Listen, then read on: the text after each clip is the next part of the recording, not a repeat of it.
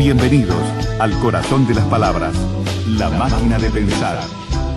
Conduce Pablo Silva Olazábal. Produce Gustavo Germán. Auspicia Biblioteca Nacional. La Máquina de Pensar. Arrancamos, amigos, La Máquina de Pensar con Juan Coro en controles de emisión, en una semana que va a estar dedicada va bien surtida, ¿no? Vamos a hablar de libros, de reediciones, vamos a hablar de la Feria de Guadalajara, vamos a hablar de, en fin, de 1 millón de umbrales, va a estar el hombre de Ricardo Ruiz desde Mar del Plata, va a estar Mario Delgado Paraín, en fin. Va a estar Gonzalo Solari para hablar de el concurso internacional de guitarra Maestro Carlevaro, que se va a realizar en Fraiventos el 17 y el 18 de diciembre. Así que se cumplen 100 años del nacimiento de Abel Carlevaro, el 16 de diciembre. O sea que esta semana él nos va a acompañar con la música. Y nada, así que ya mismo arranqueamos La Máquina de Pensar dándole la bienvenida a el crítico, al docente, al investigador de la Biblioteca Nacional, Alfredo Alzugarat. ¿Cómo andás, Alfredo? Bueno, un gran gusto estar aquí, Pablo. ¿Andás bien? Una vez más. Muy bien. Con el último trabajo de Alfredo Alzugarat, alguien que estuvo vinculado ya a la figura de José Pedro Díaz, estamos hablando de, estuviste en la edición de los diarios, ¿no? Y aparte sacaste una mención ahora, ¿no? Eso es verdad, sí, mañana. Por lo de la biblioteca china. Es verdad, sí. Porque es una cosa tan rara acá en Uruguay, se premia los libros editados, pero desde hace 2 años para atrás, ¿no? Del año pasado, ¿no? O sea, estamos atrasados desde el 2005, está ese atraso, porque lo lógico sería más fácil incluso para uno acordarse, claro, ¿no? Por supuesto. Los libros del año pasado y no los libros que salieron hace 2 años, ¿no? Sí, así es. Se llamó de la dinastía Qin a Luis Valleverre, la biblioteca china en Uruguay, editado por la Biblioteca Nacional en 2014, y ahora te van a dar una mención en ensayo, en investigadores. Ensayos sobre historia. Sobre historia, memoria, biografía y testimonio, todo eso entra dentro de esa categoría. Porque hay otra categoría que es literaria, de ensayo literario. Ensayo literario, bueno, hay un montón de categorías. Ensayo literario, ensayos de ciencias jurídicas, de educación. Hay ensayo literario, pero no. En este caso es historia. Sobre historia. Bueno, también estuviste en el cuidado de la edición del diario de José Pedro Díaz, muy extenso, ¿no? Muy extenso. Sí. Y ahora, lo último es Tratados y Ejercicios, la reedición completa en un libro de este libro de José Pedro Díaz. La edición está a cargo tuya. También tiene un prólogo muy lindo, unas palabras preliminares de Álvaro Díaz Berenguer, ¿no? El hijo de Amanda y de José Pedro Díaz. Muy linda palabra, ¿no? Me gustaron, muy una evocación. Sí. Muy sentida, sí. Él escribe bien, es un médico, pero escribe bien, escribe con el corazón, la verdad que está muy bien. Y bueno, contanos a ver qué es esto de Tratados y Ejercicios. Yo, la última vez que estuve con Amanda Berenguer, creo, ella nos regaló libros que tenía editados por José Pedro, y uno de ellos fue uno fue el de las Claraboyas, no me acuerdo ese es el último de todos. Y el otro fue de Tratados y Ejercicios. Nuevos Tratados y Otros Ejercicios. Exacto, es el que del año 80 y pico, 89, 82.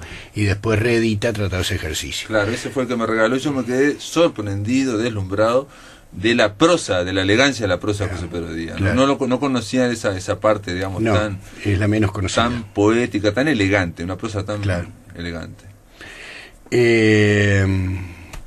Bueno, yo creo que este libro estaba planteado desde a poco de llegar el archivo de José Pedro Díaz a la Biblioteca Nacional, porque aparece una carpeta donde se conservan los originales de todos los textos de los 2 libros, y además una cantidad de textos inéditos. Y o sea que la idea de unir todo apareció de inmediato, ¿no? Pero bueno, requirió un largo estudio, ver por dónde había todo el proceso que significan estas narraciones breves de José Pedro Díaz, que yo creo que se inician en 1957 con la publicación del Tratado de la Llama y se extienden hasta el año 1989. Son 32 años en la vida de un escritor, ¿no? Es mucho, ¿no? Y en su conjunto son narraciones breves que yo creo que Díaz elaboraba cada tanto, en Sí, como momentos... retocaba como si fueran bocetos, capaz, Sí, ¿no? Algo así, sí, ¿no? y Cosas que breves, significaban una muy práctica... autónomas, ¿no? Ujú. Significaban una práctica escritural que probablemente a él le sirviera de descanso a otros trabajos, ¿no? Porque conocemos a Díaz sobre todo por su tarea como profesor, Claro, sí, sí, como sí. académico, Sí, sí, sí. Como ¿eh? crítico, como un gran crítico, ¿no? exactamente. El hijo dice, digo, que no vivía bien esa parte crítica porque le machacaba la parte creativa, digamos. Claro, exactamente, ¿no? Y bueno, yo creo que un gran descanso y una gran práctica de escritura también, fue todos estos pequeños trabajos que yo pienso que él también tenía como caballito de batalla para publicar toda vez que tuviera una oportunidad, Claro, ¿no? claro. De hecho, están diseminados por una enorme cantidad de revistas uruguayas, argentinas, mexicanas,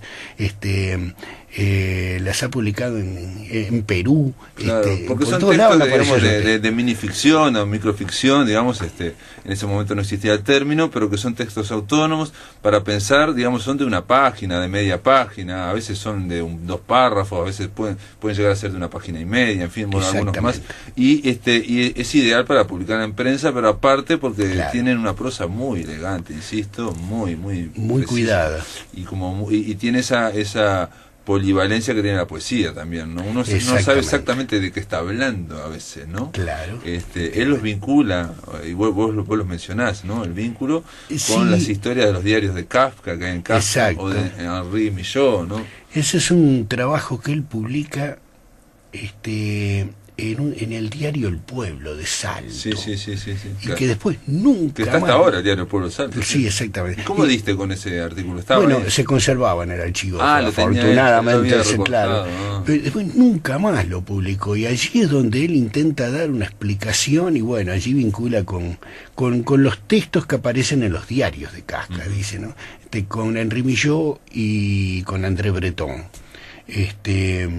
Bueno, y sí, es una influencia que en algunos casos es bastante visible. Sí, ¿no? bueno, por ejemplo, lo de los diarios de Kafka, yo pensaba, porque Kafka en sus diarios hace también unas minificciones muy chiquitas donde de repente dicen A va a ver a B, pero en el Exacto. medio se encuentra con Sí, C y tal sí, cosa, sí. y son muy graciosas, ¿no? Sí, Y quedan como exactamente. medias absurdas y graciosas, ¿no?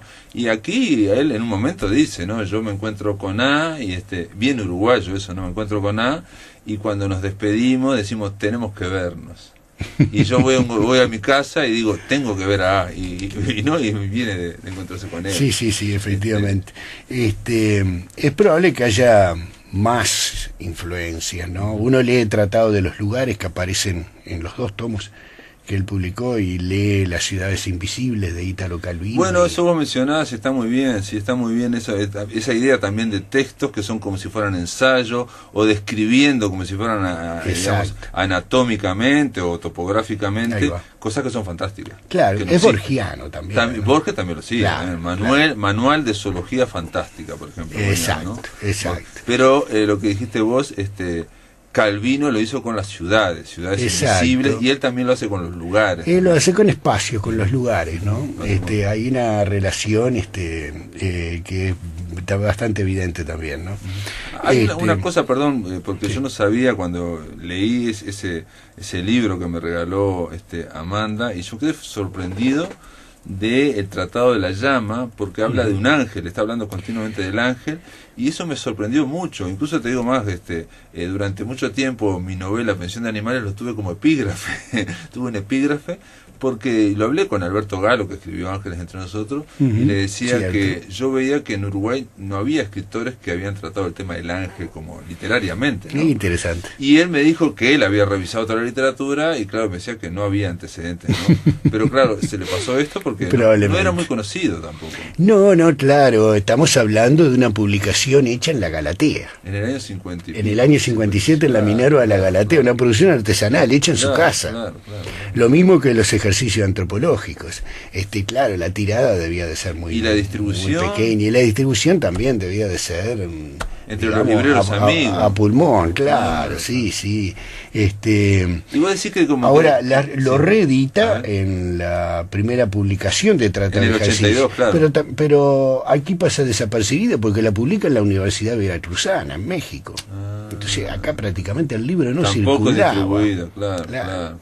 Vos mencionás también otras ediciones que aquí, o artículos importantes. 67 fue que publica en México. En ¿no? México, No, perfecto.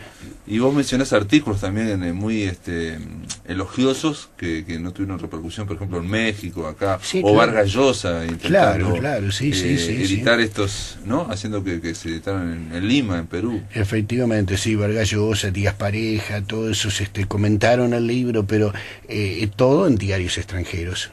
Claro. Creo que a Díaz no le importaba tanto, su espíritu cosmopolita le hacía que publicar acá, allá era, ¿no?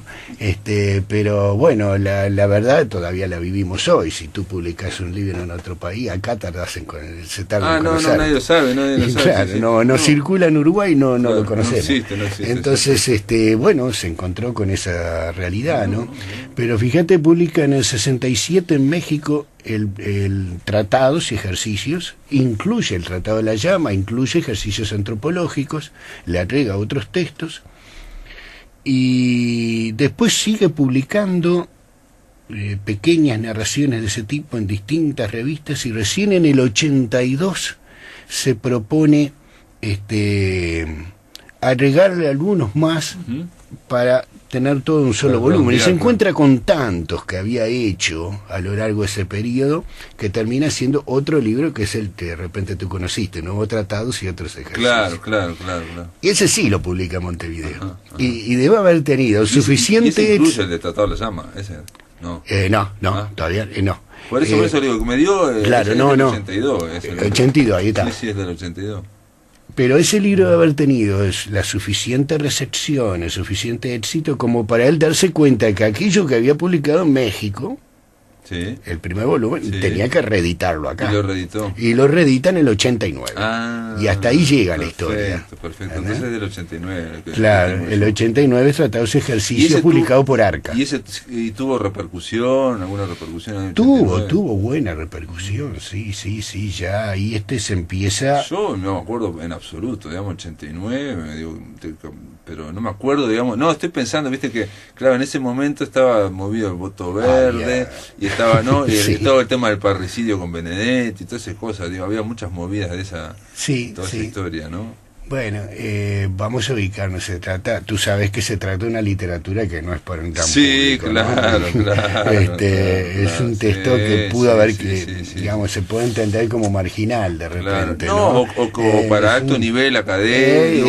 Vos mencionás una serie de reseñas que están interesantes, digamos. Claro, pero es de una exquisitez literaria que, bueno, por algo en el año 66 ya Rama lo incluía a Díaz dentro de 100 años de raro, ¿no? Claro. Está dentro de esos narradores raros que tanto parecen abundar en Uruguay, ¿no? Sí, es una cosa extraña igual lo del ángel, porque se trata de, digo, tendrían que leerlo el libro, porque hay que realmente, no es el típico ángel o los ángeles, sino que esto es una metáfora que está describiendo, habla del vuelo del ángel, pero el vuelo es inmóvil, por ejemplo, ¿no? Claro.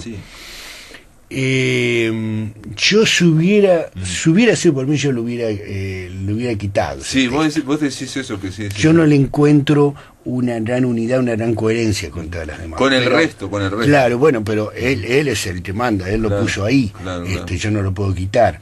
Yo lo encuentro más vinculado a las primeras creaciones de Díaz, a la poesía de canto pleno, con la influencia de Rilke. Creo que por ahí va cierto misticismo que va en ese texto, ¿no?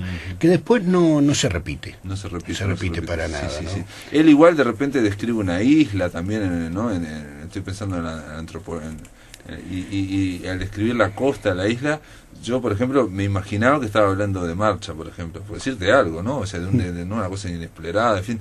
quiero decir que son textos que dan para hacer volar la imaginación y asociarme, eso te quiero decir. Exactamente. No está hablando de una isla, digo, que exista. Digo, sí, la gran riqueza que tienen estos textos es justamente eso. Hay una polisemia detrás que permite las más diversas interpretaciones que de hecho se dieron, ¿no? Hay quienes hablan de prosa poética y quienes hablan de mini relatos y en cuanto a interpretaciones han sido muy variadas, ¿no?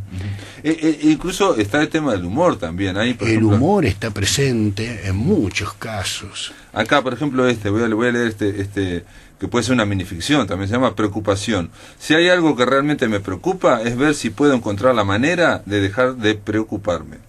Sin duda, eso sería más fácil si tuviera algún motivo para estar preocupado, pero no lo tengo. Por más que pienso y busco, no lo encuentro. Solo compruebo que todo está bien y que en verdad no tengo nada por qué preocuparme. Y sin embargo, no puedo dejar de estar preocupado. Es como si cruzara una avenida con mucho tránsito, llevando un niño de la mano y de pronto advirtiera que se soltó, que acaso quedó atrás, que lo perdí y que debo recobrarlo. Pero no hay ningún niño. No recuerdo haber llevado ninguno de la mano y tampoco estoy cruzando una avenida. Eso también tiene algo de esas pequeñas historias kafkianas, ¿no? Sí, son esos textos desconcertantes que te crean una inquietud, digamos. A mí me gusta cómo él construye lo paradójico, sobre todo. Sí, un espacio ahí, una conclusión y siempre sorprende. Hay otra, exacto, la sorpresa. Hay otro que puede ser un apunte, breve apunte, yo me lo imaginé así porque que es en otro tenor, no tiene nada que ver con dice así, es un problema. El espejo transforma siempre mi mano derecha en mi mano izquierda y viceversa, pero no mi cabeza en mis pies. Pensar esto apunta y tratar de entenderlo. Amigos, después de la pausa seguimos aquí en La Máquina de Pensar. Quiero decirles que nosotros estamos aquí disfrutando del verano, pero Fantina desde Colonia nos dice que allá está lloviendo y granizando. Fantina, le mandamos un abrazo y un beso desde acá de Montevideo. Y nada, decirle que siempre que llovió paró. En el aire de Radio Uruguay, La Máquina de Pensar.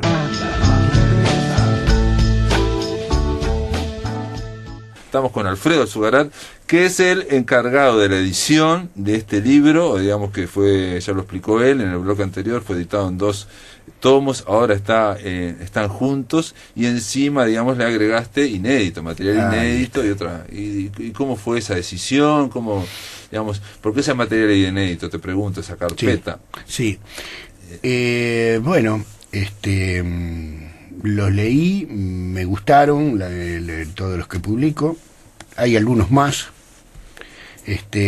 siempre un riesgo, ¿no? Siempre un riesgo porque uno supone que es el material que el autor rechazó en algún momento.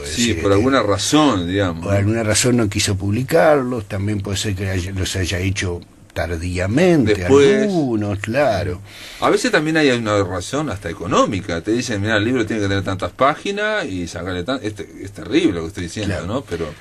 Pero pensé, honestamente pensé, a las rimas de Becker se le añadieron todos los poemas que quedaban de Becker y a las Flores del Mal de Baudelaire también se le añadieron todos los poemas que quedaban.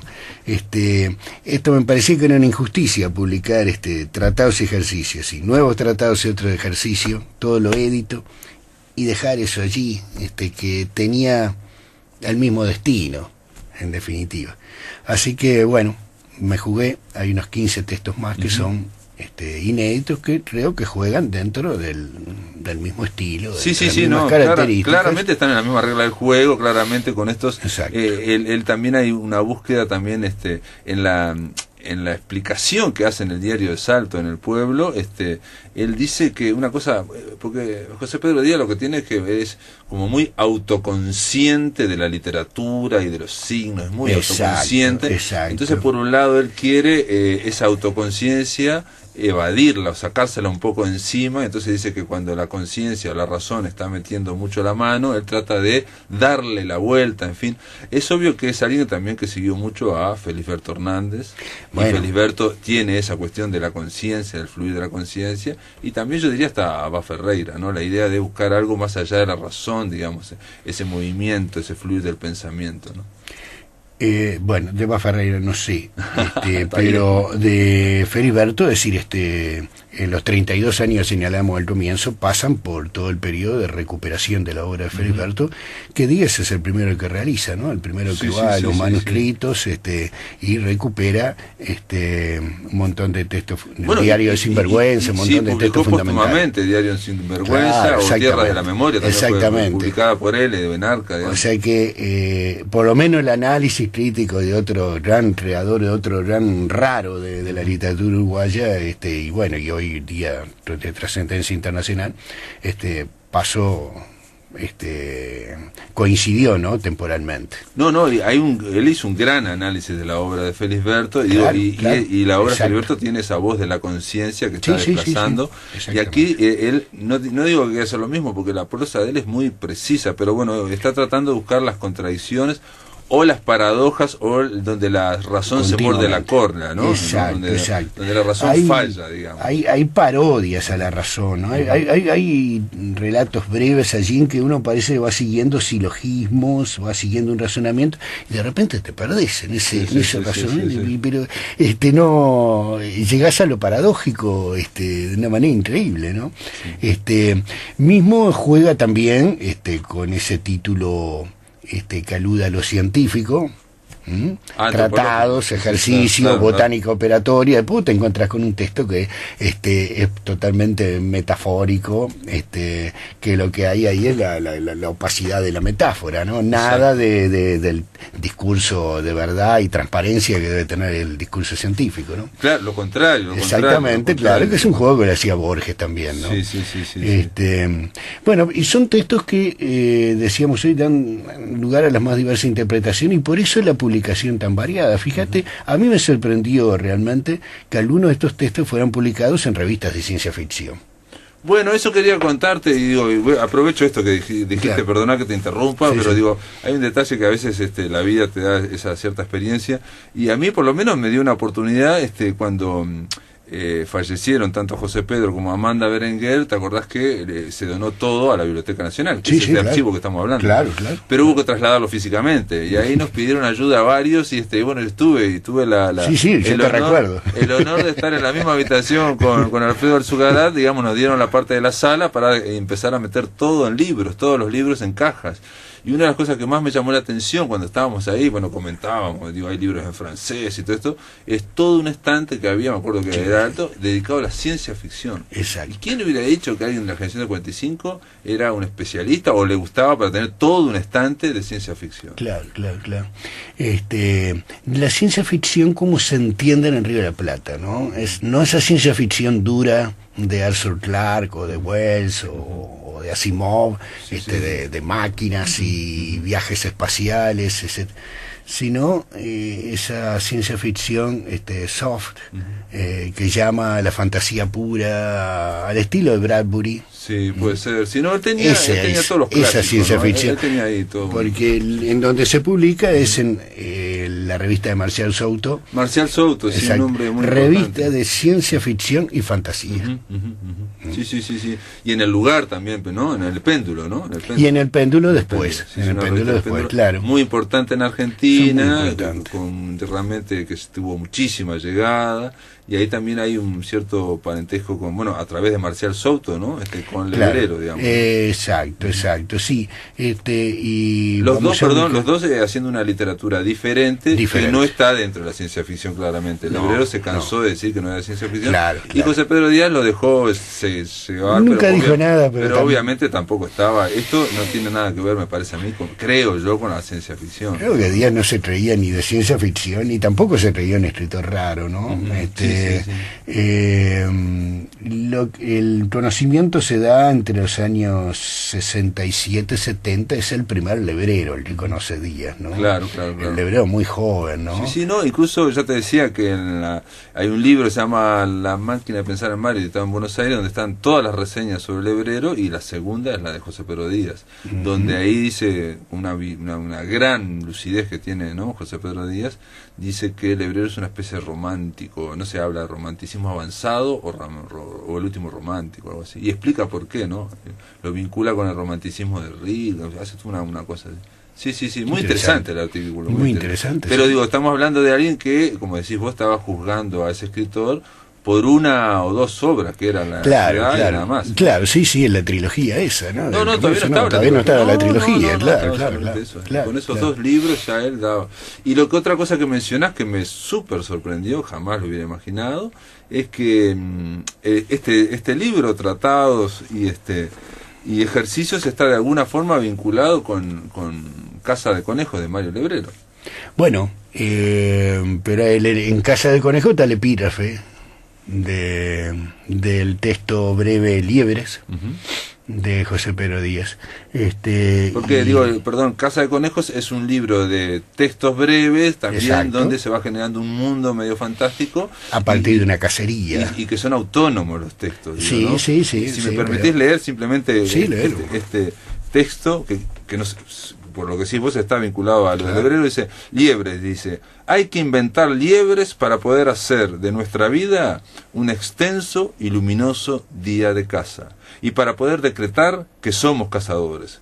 Pero hay que inventarlas vivas, ágiles, inacibles. Siempre queda, además, la posibilidad de que nuestras liebres inventadas resulten ser idénticas a otras invisibles, pero reales, y aún que tengan sus mismos movimientos. Este texto, que está bárbaro, es impresionante, porque uno se queda pensando ahí, es el que da pie también para que para que Alzugarat, ¿no? Titules tu trabajo, tu prólogo con un luminoso día de caza, ¿no? Efectivamente, sí. Que después incluso vi que hay un artículo de Víctor Cuña que también habla de eso, ¿no? Sí, es un extenso y luminoso día de caza. Es uno de los textos más antiguos, ¿no? ¿Ah, sí? Sí, pertenece a ejercicio antropológico, es del año 60. No. Evidentemente tiene que ver con la creación literaria, ¿no? Entonces se lo puede interpretar de esa manera, ¿no? Vinculando la creación literaria. Incipit también. Y el siguiente ese me dejó. ¿Lo leo? Me ganó totalmente. Porque un detalle que decís de las liebres es que que José Bergamín decía que las ideas son como liebres, las buenas, no tienen dueño, ¿no? Y cuando uno las quiere agarrar se escapan por otro lado. Exacto, sí. Cazadores se llama el texto y dice así: en la región, está al otro lado de liebre, o sea, en la página siguiente dice: en la región son bien conocidos los fusiles. En realidad podría decirse que hay por lo menos uno en cada casa. Y eso se explica porque el lugar es peligroso, tanto que se suelen emplear armas muy perfeccionadas, automáticas. Sin embargo, hay un grupo de personas que sostiene que a los leones se les debe cazar con lanzas, y dedican buena parte de sus vidas a pulir duras maderas preciosas, que trabajan con cuchillos y decoran con tierras blancas y rojas. Son muy respetados. Cuando andan por las calles, solos o en grupos de 2 o 3, con sus lanzas en las manos, los demás se inclinan y les abren paso. Es a ellos a los que se les consulta para los asuntos graves, y especialmente para saber de las costumbres de los leones. Ellos informan de todo afable y generosamente. 2 veces al año, algunos de entre ellos, 2 o 3, salen con sus lanzas al campo para cazar leones. Nunca vuelven, nadie se extraña de ello. Siempre sucedió así. Impresionante. Sí. Es muy gracioso, tiene un humor muy... Está también presente el humor. Sí, muy soterrado, claro. ¿No? O sea, el humor recorre todo el texto, hay una parodia de Ulises incluso, es un humor muy fino, muy sutil, por supuesto, ¿no? Muy bien, Alfredo Alzugarat quedó presentado este libro, Tratados y Ejercicios, se puede comprar en la Biblioteca Nacional, me imagino que en otra librería no, pero bueno, pueden ir a la Biblioteca Nacional y ahí comprarlo. Debe ser un libro también, no debe ser muy caro. No. Gracias por estar acá en La Máquina de Pensar. Bueno, gracias a ti. En el aire de Radio Uruguay, La Máquina de Pensar.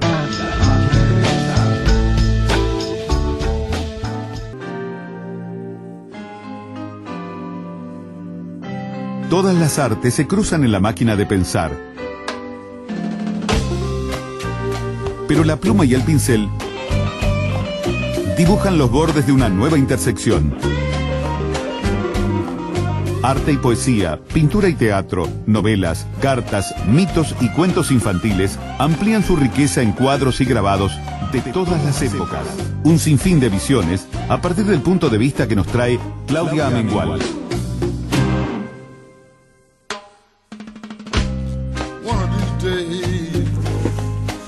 Muy bien, esta es la cortina de Claudia Amengual. ¿Cómo le va, Claudia? ¿Anda ¿Cómo bien? estás, Pablo? Bien, muy bien, encantada de estar Contenta, aquí. ya lo veo muy contenta, la Sí. veo muy así. Claudia Amengual vino con todos los aires tropicales, caribeños. Ella se vino de México. La idea es, bueno, va a ser una columna muy especial porque en realidad la idea es conversar con Claudia en torno a la Feria de Guadalajara, que es la feria más grande que hay en el mundo en idioma castellano. Exacto, ¿no? después de la de Frankfurt, que digamos a uno No, un pero yo poco digo en todas las idioma lenguas. castellano, Exactamente, claro. de habla hispana, sin lugar a dudas, es la más grande. Sin lugar a dudas. Y bueno, y me decías que, por ejemplo, que es mucho más grande que la de Buenos Aires. Mira, me cuesta imaginarme te algo digo, más grande que la de Buenos Aires. Te tiro números. Yo no sé bien, lamentablemente no tengo acá la superficie del predio, pero tenés 22.000 invitados, Pablo. 22.000 invitados. 800.000 a 1.000.000 de personas que visitan la feria en los 6-7 días que dura. 7 días nomás. Es una locura. Tú vas a las 9-10 de la mañana y está entrando gente y vas al momento de cierre y sigue moviéndose gente y es un mar humano, muchos niños, muchos jóvenes. La gente paga la entrada, es una entrada muy barata, creo que es $1. Pero te quiero decir que también hay una sensación de estar apoyando, ¿no? con esa entrada. Bueno, Entonces, pero si van cuánta gente, es mucho. Casi 1.000.000 de personas. Es una locura. Casi Serían 1.000.000 de personas. $1 millón. Bueno, imagínate, y 22.000 invitados, con una coordinación perfecta, todo funciona, las cosas están en su hora, hay un ejército de voluntarios, esto lo organiza sobre todo, en primer lugar, la Universidad de Guadalajara, entonces yo supongo que serán estudiantes, con la camiseta literalmente de la feria y también desde el punto de vista espiritual puesta, un sentido profesional que te da la sensación de que la literatura es cosa seria, ¿no? Pero no porque uno no lo sepa de antes, sino porque se trata con seriedad la literatura, ¿no? Con respeto. Sí, no, y aparte que es algo, digamos, contundente. Exactamente, con un sentido profesional. Y además ves, cuando te preguntan si el hábito de la lectura está perdido, si el libro en papel se va a terminar, bueno, cuando uno va a estos eventos se da cuenta de que todavía hay rollo para rato, ¿no? De gente que lee y de libros en formato papel.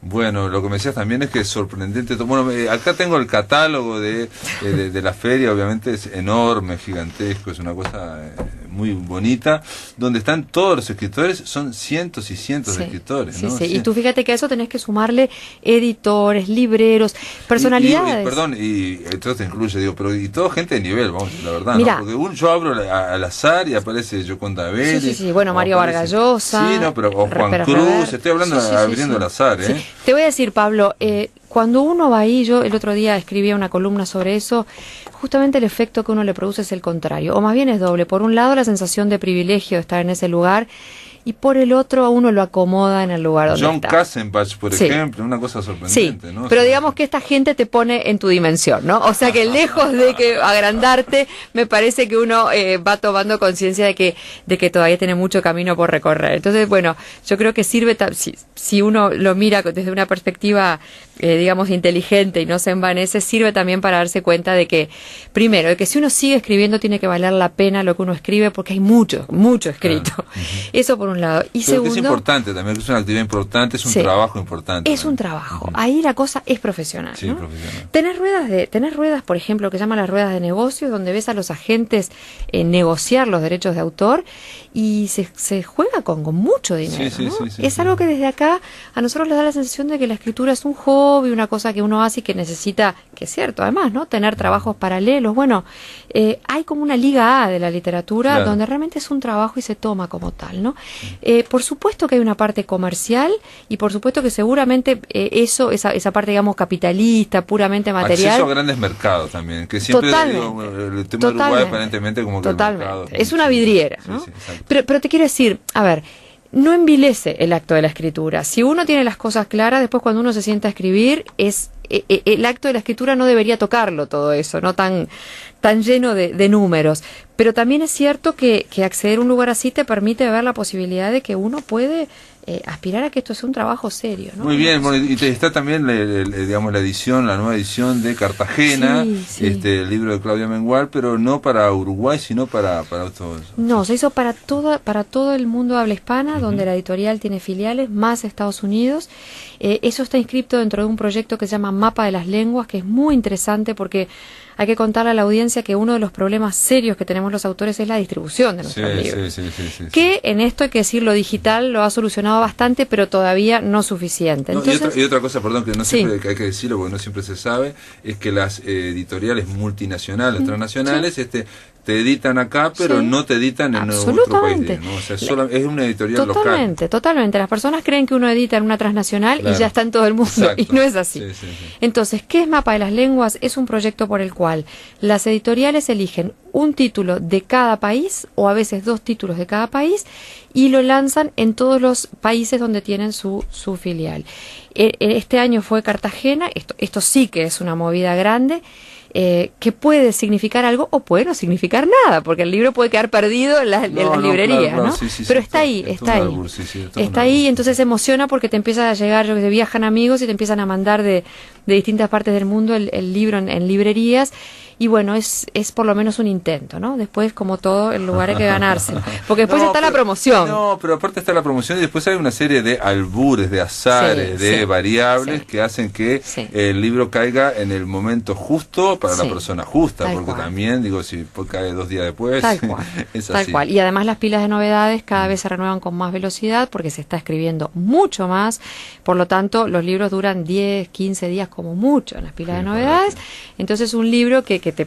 no se puede pensar en eso porque es un vértigo, porque digo, la literatura, precisamente si hay algo, la producción de la literatura es que no es vértigo. Exactamente. Entonces hay que serenarse, ¿viste? Yo te digo, bueno... Necesita lentitud, hay un elogio a la lentitud en la literatura. Absolutamente. O sea que bueno, esto es un privilegio haber estado en la feria, un privilegio que Cartagena esté en el mapa de las lenguas, pero piano, ¿no? No puede no significar nada. ¿Qué otros escritores uruguayos fueron con vos? Mira, tú sabes que fueron los escritores a través del MEC, pero yo no tuve contacto con ellos. No, fui invitada a través de la feria. Y te explico por qué. Hace 10 años yo gané ahí el premio Sor Juana Inés de la Cruz. Se cumplían 10 años del premio. Entonces, como este año la invitada de honor de la feria era toda América Latina, se intentó, dentro de la medida de las posibilidades, de llevar también a las Sor Juanas, con las Sor Juanitas, como le dicen en la feria. Entonces fue una invitación aparte con muchísimas actividades. Perfecto. Y te cuento una de ellas que me pareció particularmente significativa. Una con jóvenes en un liceo que fue preciosa porque los chiquilines habían preparado, habían leído, sabían qué preguntaban, había 2 o 3 con vocación literaria, muy interesantes. Pero hubo una en el marco de la feria que se llama Los que están y los que vienen. Y entonces se trataba de que escritores que estuvieran más o menos entre los 40, 50 años, digamos, a mitad de tabla, ¿no? Claro. Presentaran, introdujeran a escritores más jóvenes, ¿no? Entre los 25 y los 40 años. Y los ochenteros, ¿no? Lo que se llama los ochenteros. Previo a esto, durante el año habíamos hecho una selección de estos ochenteros. Nos habían mandado textos de ellos, son todos éditos. ¿Pero de qué nacionalidad? De todas las nacionalidades de habla hispana. Entonces, nosotros de alguna manera le dábamos aval a esos textos y luego los presentábamos en la feria. Eso fue muy lindo, Pablo, porque yo tengo 47 años, o sea que para la literatura soy muy joven, digamos, una gurisa para esto, ¿no? Pero hace 16, 17 años que estoy publicando y yo hubiera agradecido tanto cuando empecé haber tenido a alguien que de alguna manera me apadrinara, ¿no? Por lo menos me presentara. Correcto. Que me parece una actitud súper linda de la feria y que también fomenta de lo que hemos hablado mucho, que es la solidaridad intergeneracional, porque en cultura la solidaridad suma, ¿no? Acá yo creo que no es como en otros ámbitos donde la competencia hay que sacar al otro para llegar. Acá nosotros vamos apoyándonos en los colegas. Entonces a mí me pareció una actividad preciosa, me emocionó y también me preocupó porque dije a la flauta, esto ya como que el tiempo va pasando. ¿A quién presentaste? Mira, presenté porque digo, la cultura es eso, una especie de cadena donde como que se retroalimenta, ¿verdad? Sí. Mira, y aparte quiero un detalle, digamos, las obras o la literatura no tiene edad al momento de leerse, digamos. Entonces puede ocurrir que alguien de determinada edad haga algo mucho más juvenil y renovador que alguien que tenga 18 años. Sin lugar a dudas. Mira, particularmente hay una chica chilena que se llama Jennifer Thorndike, tiene un nombre muy sajón, pero es una una chilena que me pareció interesante, que trabaja sobre todo cuestiones de género vinculadas a la maternidad, ¿no? Algo a lo que yo también he trabajado y me interesa, que es la ruptura del cliché, ¿no? de la maternidad. Mirá vos, así que una chilena. Bueno, y nos quedan 6 minutos. No sé si querés hablar algo de muralismo, te digo, porque si no hablamos de Guadalajara, ya está. No, porque esto tiene que ver, porque mira, la Feria de Guadalajara es una fiesta toda. Porque digo, el tema Guadalajara es espectacular. Pero podemos introducir por este lado, mira. Pues si querés lo dejamos para otro momento. Bueno, como tú quieras. Lo dejamos para otro momento. Y seguimos hablando de la feria. Entonces déjame hablar de otro autor joven, que se llama Joel Flores. Es un mexicano y el tema de él en este momento es la violencia generada por el narcotráfico, sobre todo en determinadas zonas muy calientes de México, y cómo eso les ha cambiado la vida, ¿no? Es decir, cómo han tenido familias que mudarse, cerrar fábricas, porque muchos de ellos son extorsionados, ¿no? por estos narcos, cómo algunas personas han cedido a la tentación, ¿no? de convertirse en sicarios o de formar parte de estas bandas, porque claro, ganan de pronto en un mes lo que no ganarían en 10 años, y cómo eso ha de alguna manera cambiado el entramado social, para peor, por supuesto. Entonces este muchacho, que es de la zona de Guanajuato, está intentando en este momento escribir sobre eso, con todos los riesgos que implica, ¿no? Porque realmente nosotros vivimos en un medio donde escribimos sobre cualquier cosa con relativa tranquilidad, claro. Pero ahí se pueden estar jugando la vida, ¿no? Y son chicos que tienen 30 años, 30 y poquitos años, ¿no? Así que linda experiencia. Me dice acá una oyente que uno de los escritores que fue a la Feria de Guadalajara fue Horacio Cavallo, uno de los uruguayos. Aparte de esas mesas que dijiste, esa presentación de este muchacho, ¿qué otra actividad tuviste ahí, digamos, para saber, para tratar de participar? Bueno, primero hubo una conferencia de prensa para presentar el mapa de las lenguas, que es súper interesante porque la cantidad de prensa interesada en esto, que fue compartida con un escritor colombiano, Santiago Gamboa, Santiago Gamboa, muy interesante.